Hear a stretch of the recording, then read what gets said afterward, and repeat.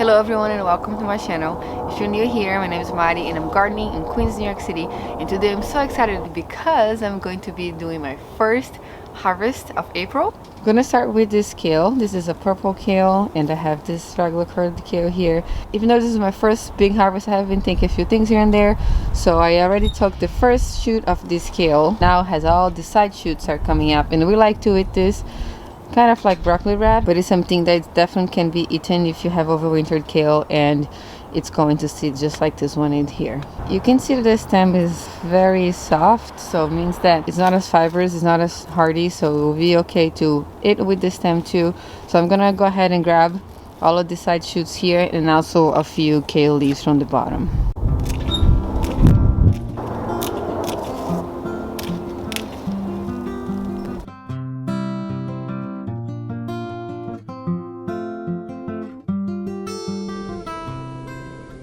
Now I'm going to pull up this carrot. I'm a little anxious about it because it is huge and it's actually been here since last year. It's overwintered, so I don't know if it's hard and woody or if it has splits, so it's gonna be definitely a mystery, and I am very excited to see how it looks like.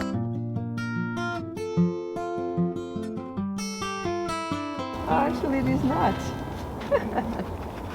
Okay, it's a tiny little carrot. That's interesting, with all of these greens, but not too much root, and it's like there's so much nitrogen in my soil. Definitely huge greens, tiny carrots. That's actually kind of funny. I also have this mint here that's kind of taking over the top of this green stalk, so I'm gonna go ahead and harvest some.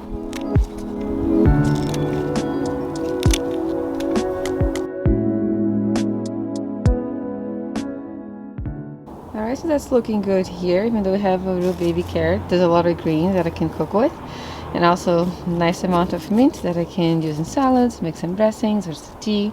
So I'm happy about that. I was going to harvest some of this kale too, but there's already a lot of kale in there. I might leave this in here to harvest in a few days. Now we're going to move on to some of the lettuces and chives and that beautiful green stalk over there. These lettuces here on this side, they have been overwintered. They look pretty big, but this one over here is going to seed, so I'm going to go ahead and cut it so we can eat for some salad.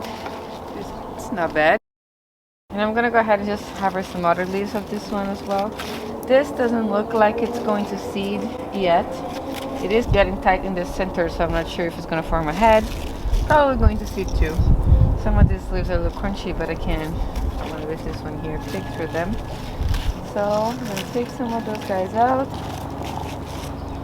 I'm not taking any of the red lettuces yet. I'm just going to go ahead and get these big chives over here.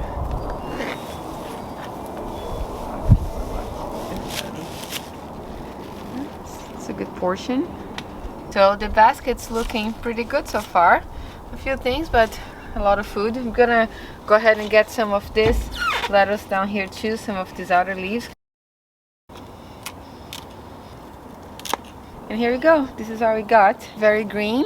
Even though it doesn't seem like much when you're growing here in the backyard, this is a good amount of food for us. I can make some salads. I can use this kale for salad or for cooking too. These carrot tops, can make some carrot top pesto. I can also put in soups or saute and add some other dishes. So I'm pretty excited. I have washed all of the harvest. I like to, after I wash, put in a container with a little paper towel on the bottom to absorb any extra moisture, and then keep it in the fridge like this with another paper towel on top. Usually keeps for a good while. I've actually made a dough earlier. I was planning to make focaccia, and I thought maybe I'm just going to put some of this stuff in the focaccia too and do one of those pretty spring garden focaccias that I've seen a lot of people doing, just for fun, and we'll see how it turns out. I also harvested a few flowers to put in the focaccia too. And the dough is nice and puffy. It's ready to just be right in the oven. I have my oven preheating at 425. But right before I start, I'm just going to make myself a mint tea. This is the mint that I have harvested too. I like to keep them in a little jar like this in the fridge. It's looking nice and plump, so I can enjoy a little cup of tea while I am filming this video.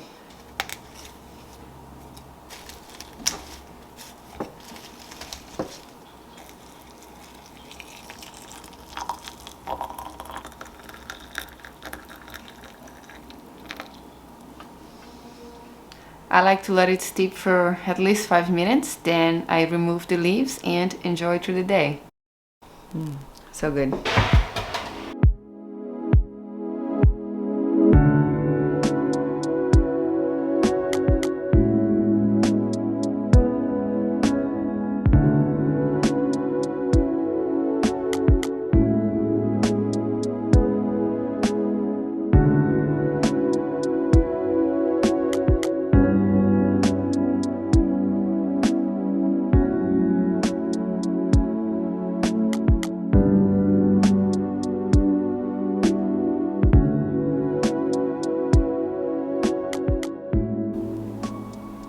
There you go, so I guess it's looking really nice. This is gonna go in the oven now. I must warn you that it never looks this nice after it comes out of the oven. Everything kind of turns brown, it loses a bit of the color. So I use the top shoots for the focaccia, but these ones here, I like to roast it or I like to put it in pasta.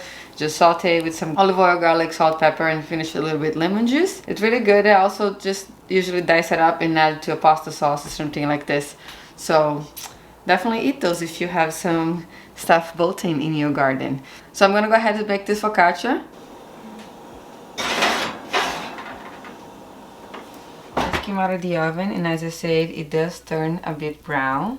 I'm just going to chop some chives, and I'm going to toss it on top while it's hot to add just a bit more of life to the focaccia.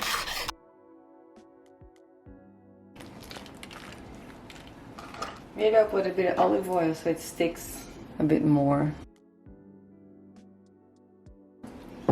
There we go. There. And I'm also going to add a little bit more salt and a little bit of chili flakes, because I don't think I added enough salt in the beginning.